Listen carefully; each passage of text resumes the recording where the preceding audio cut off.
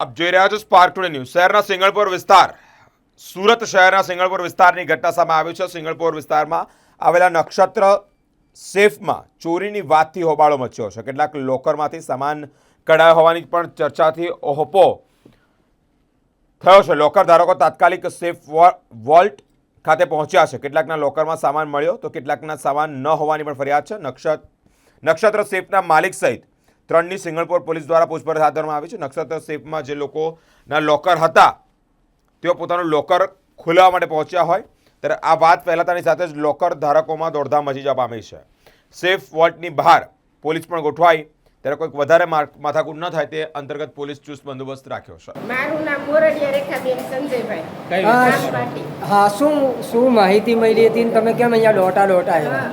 ન્યૂઝમાં મારફત અમને માહિતી મળી હતી કે લોકરના ખાના ફૂટ્યા છે અને જાતું બધું સોનું ઓલું થઈ ગયું છે એમ। અમે સેફમાં ખાતું હતું એટલે અમે અહીંયા આવ્યા ચાવી લઈને અને પણ અમારું સુરક્ષિત મળી ગયું છે। માતાજી ઓકે।